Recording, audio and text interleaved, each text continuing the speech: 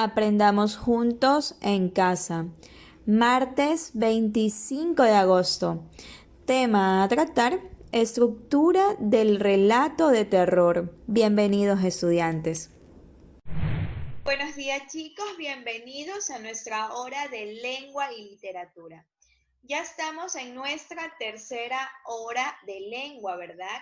Muy bien, estudiantes. El día de hoy vamos a seguir hablando acerca de los relatos de terror. Vamos a seguir hablando acerca del relato de terror, ¿verdad? Muy bien, ese es el tema que vamos a seguir abarcando el día de hoy, ¿sí? ¿Qué era el relato de terror, chicos? ¿Qué era? ¿Quién recuerda que era un relato de terror? Era una... Exacto, muy bien. El relato de terror narraba los hechos imaginarios, ¿verdad? Narraba los hechos imaginarios. Muy bien. ¿Que generaban qué cosa al lector? Generaban miedo, ¿verdad? Generaban temor. Muy bien, chicos. El día de hoy, como les decía, vamos a seguir hablando acerca de los relatos de terror, ¿sí? Vamos a hablar acerca de la estructura del relato de terror, ¿sí? Como sucede en otros tipos de narraciones, todo tipo de narración tiene una estructura, ¿sí? Por ejemplo, en la estructura del relato de terror, ¿sí? Tiene primero, en ese relato tiene un inicio, ¿sí? Tiene un inicio. A ese inicio se lo conoce como comienzo o como introducción, ¿sí?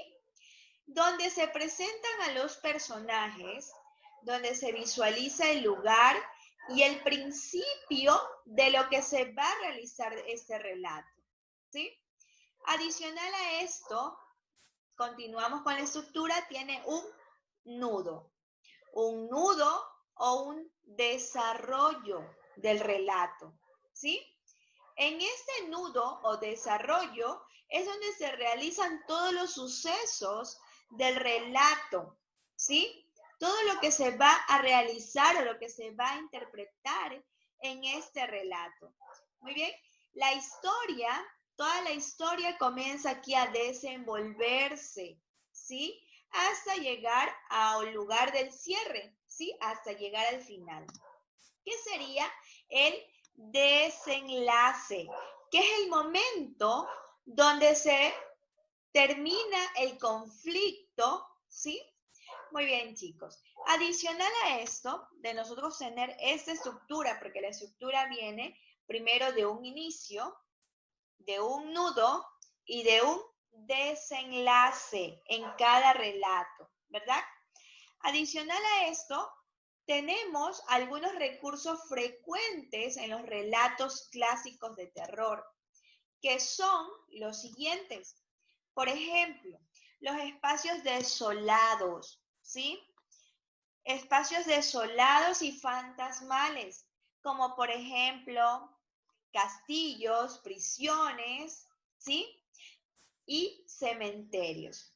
Esos son los recursos que utilizan, ¿sí? O los escenarios que utilizan los relatos de terror. Muy bien. Otro recurso que se utiliza frecuentemente es acerca de los factores ambientales, como por ejemplo niebla, ¿sí? Las tormentas o las nevadas. Muy bien. Otro factor es acerca de los personajes con problemas mentales, obsesiones, locuras, fobias, ¿sí? Adicional a esto, otros recursos que den miedo hacia el lector, ¿sí? Muy bien, para ir al más allá, para poder transportar al lector a la historia y así tenga temor, ¿verdad? O tenga miedo. Muy bien, chicos, adicional a esto, en un relato de terror existen tres clases de narradores, ¿sí? Existen tres clases de narradores. Uno de los narradores que existen es como, por ejemplo, el narrador omnisciente, ¿sí? Este narrador conoce todo lo que sucede en la historia, todo lo que sucede en el relato, pero no es el protagonista de la historia, ni el testigo.